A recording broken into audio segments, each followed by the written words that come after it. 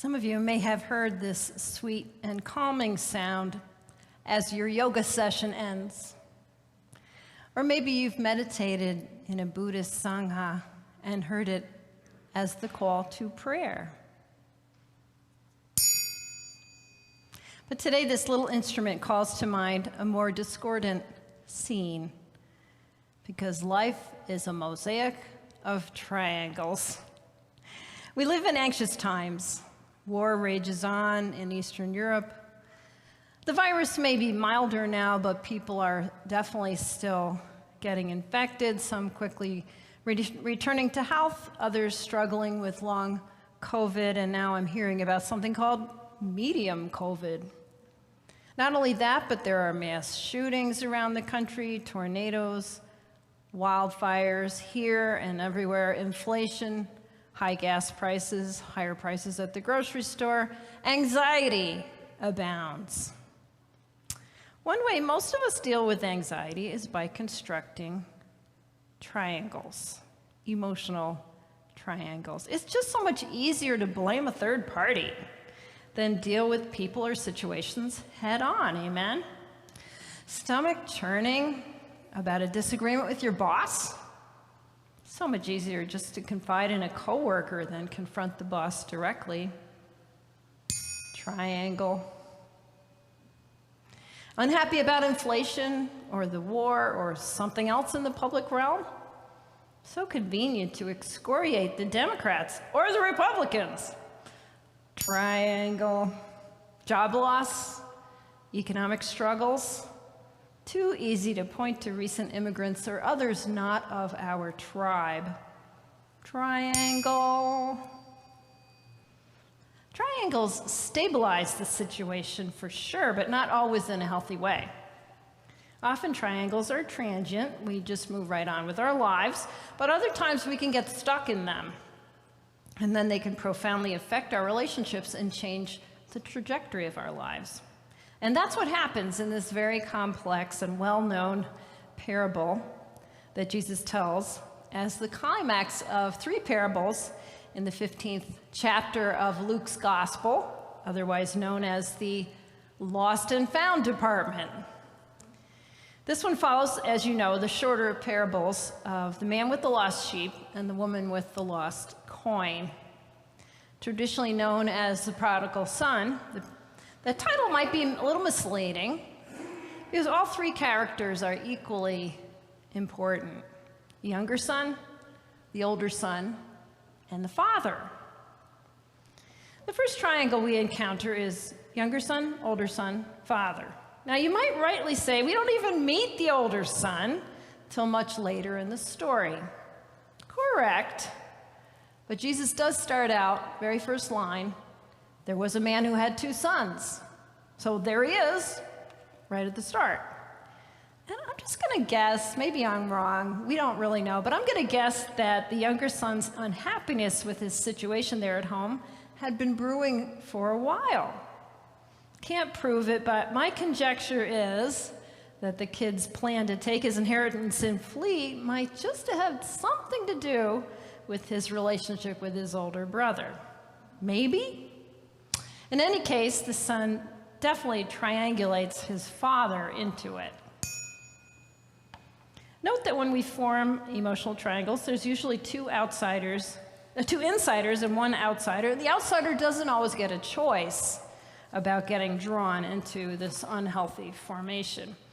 So the first triangle in the story starts out, younger son at this corner, dissatisfaction with his life at this corner. Does his bossy older brother have anything to do with it?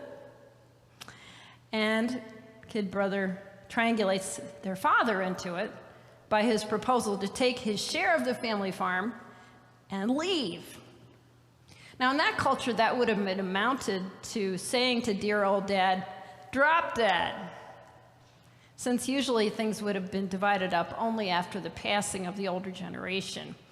Dad was definitely not consulted about his part in the triangle, could have reacted in one of several ways. He could have disowned his son.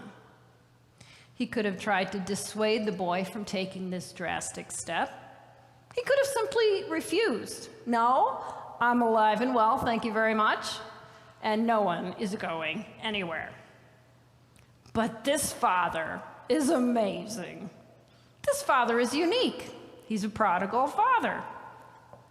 Do you know what the word prodigal means? It's not something we use in regular speech every day. According to Merriam-Webster, definition of prodigal, characterized by profuse expenditure, lavish, recklessly spendthrift, yielding abundantly, luxuriant. The father's calm and generous yielding to his youngest son's sudden and surprising demands disentangles him from the first triangle. He is modeling the healthiest way to deal with triangles. If possible, disentangle. Calmly step out of the triangle if you can. Such an abundantly nonviolent response requires great self-awareness, a groundedness within the soul, amen? It is an attitude of deep respect toward the other. When we're able to disentangle, it's because we know for certain where our issues end and someone else's begin. So with some considerable sadness, we can well imagine the prodigal dad bids goodbye to his younger son. Some months go by, and he and his older son continue to till the land, working side by side on the family farm, or what's left of it after a third of it has been sold off, so the younger one can have his money. But then something amazing happens. Dad's leaning on the hoe there at the edge of the farthest field, and way off on the horizon, he spies a miracle beginning to take place. He rubs his old eyes to be sure it's not just a desert mirage. Can it be? Is that his son walking toward him way down the road? Dad does not hesitate. He drops his hoe right there in the field, picks up the hem of his robe, and starts running down the road, arms open wide. Now, it would take a lot in that culture, in first century Palestine, for an old guy to show some leg. But there he is, skipping down the road, whooping and hollering, "Welcome, welcome, welcome. My son, you are alive. You are beloved. You are welcome. You are home." There is no triangle here. Could have been one. Dad could have let the son come all that way alone and met him with a sullen stare, or even turned his back. That would have created a triangle of reproach, the shape of condemnation. But no triangle here, just a bold, straight line of love and acceptance and welcome. No questions asked. Dad doesn't even let the kid finish the speech he had rehearsed so many times when he came to himself in that far country, muddy from his work in the pig wallow, puny and weak from hunger. Suddenly, the boy had come to himself. How many of my father's hired hands have bread enough and to spare? Here I am, starving to death. What should I do? Oh, here's what I'll do. I'm going to get up and go home, and I will say to Dad, "Father, I have sinned against heaven and before you, and I'm no more worthy to be called your son. Treat me as one of your hired hands." Out of anxiety, fear of rejection, the kid tries to triangle the dad back in. Kid at one corner, kid's sinfulness and guilt at another corner. Dad, the perceived harsh judge, at the third. But Dad cuts him off, slices that third corner right off, doesn't even let the kid finish his sad, penitent lament. Won't dignify that triangle by joining it. Yells to the servants, "Bring the best robe, put a ring on his finger and sandals on his feet, slaughter that calf we've been fattening up for a feast. For this son of mine has been lost and is found, was dead and is alive again." He turns this Lenten parable into a story of resurrection. So now there's a party going on, and who shows up? Speaking of triangles, but the older brother.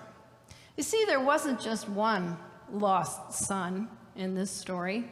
Oh no, there are two.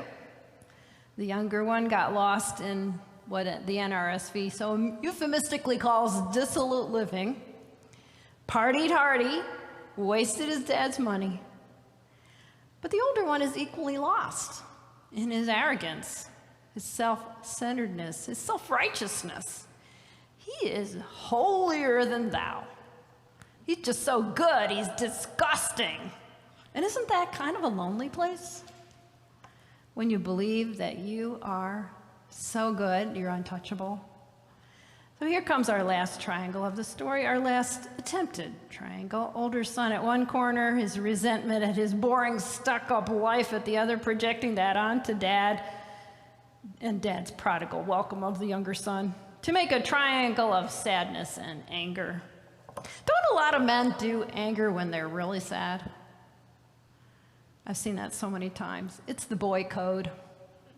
Dad, I've worked hard all these years. I've never once disobeyed your command. You never even gave me a young goat so I could party with my friends. But here your good-for-nothing son shows up who wasted your money on prostitutes, and you kill the fatted calf. It's not fair. He stands there outside the door, pouting. But again, the dad will have none of it. Dad could have reinforced that triangle, moved right in and made it his home. You know, you're right, he could have said, stop the party, everybody out, except my older boy here, and, get your friends in here, we can finish the meat together. But this is not just any dad, amen? This is the prodigal parent. He refuses to participate in the older boy's resentment.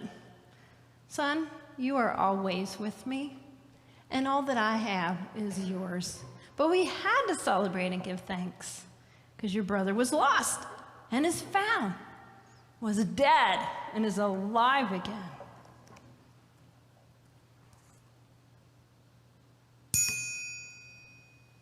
Notice that the musical instrument, the triangle, is not closed. I guess it's made that way so it will ring out more clearly, make a more persistent sound. The parable is that way as well. It's open-ended, isn't it? We don't know what happens in the end. Does the older son drop his objections and join the party? Does he stomp off in a huff? What do you think? Is there reconciliation between these two boys?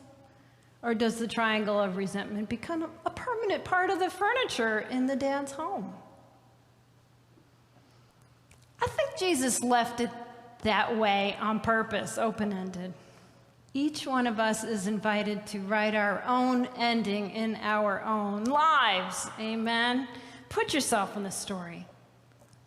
Who do you identify with the most right now? Are you the adventurous son, wanting fun and a new life, but leaving a trail of destruction in your wake? Are you the prodigal parent, always loving and forgiving? Or are you the older son, wanting everything to be right and fair, feeling quite unappreciated for following the rules and working so hard all your life? How will you finish the story? It's your choice. It's all of our choice, how we will deal with the unhealthy triangles that cascade through our lives. Will we choose to become more aware of them, more cognizant of our part in creating them and keeping them going? Will we choose to step out of them, to disentangle ourselves in favor of healthier and more direct ways of dealing with the inevitable anxieties that come with being human? Will our story climax in welcome, love, and forgiveness after some honesty and confession? Maybe some hard work with a trained professional who can help us understand how we so persistently tie ourselves up in triangle after triangle? How will your story finish?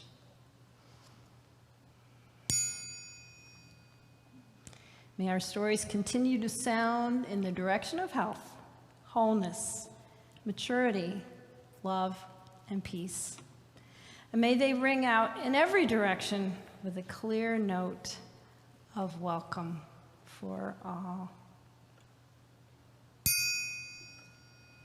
Amen.